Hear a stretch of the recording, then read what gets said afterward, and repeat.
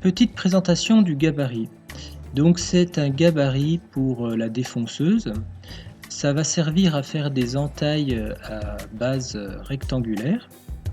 Donc on voit que chaque partie coulisse l'une contre l'autre, ce qui va permettre de varier la forme du rectangle. On peut se servir de ce genre de gabarit pour les entailles d'escalier, pour les entailles de marche par exemple. Donc là, il y a des rainures en queue d'aronde. Donc l'idée, c'est de faire des rainures en queue d'aronde pour pouvoir mettre un boulon à tête fraisée dans le fond de l'entaille. Et le boulon à tête fraisée viendra dans le petit trou que je montre avec la souris. Et ici, pour gérer les désaffleurs, ça fera comme un petit tenon de 3 mm de long pour pouvoir coulisser. Donc le boulon, une fois serré, viendra dans le fond de l'entaille à queue d'aronde et ça fera serre-joint. Voilà, donc c'est tout simple à réaliser, mais c'est très efficace et très pratique. Donc maintenant on va passer à la fabrication.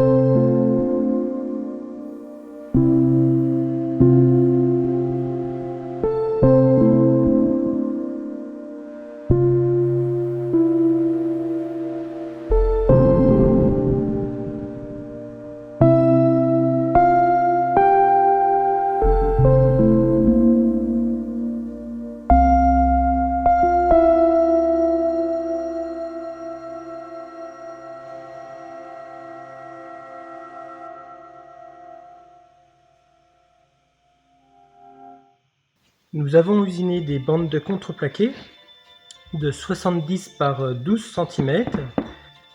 Maintenant nous allons leur faire des rainures, comme ceci. Et nous allons les faire avec la défonceuse. Donc la défonceuse, comme ceci. Donc le guide, on voit la queue d'aronde et ici un petit guide qui sert de pressoir avec un petit système de peigne.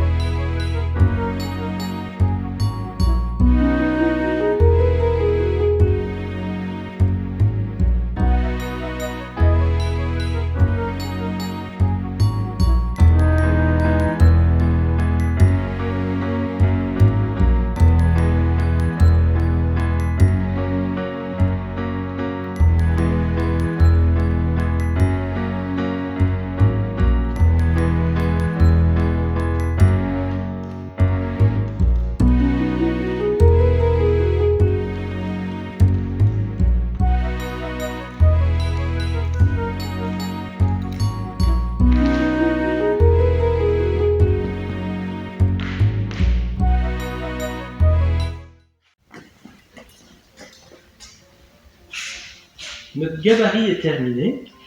Donc le principe, vous l'aurez compris, c'est la possibilité de faire des rectangles ou des carrés à la dimension qu'on veut, dans la limite de la longueur du guide, bien sûr. Donc pour la défonceuse, on peut prendre tout type de défonceuse, il n'y a pas de marque spécifique, c'est universel. On peut l'utiliser de deux manières, soit avec ce petit embout qu'on met en bout de table, et à ce moment-là, notre référence est le dessus du guide, et l'autre référence est à l'intérieur du gabarit, et on vient comme ceci en appui.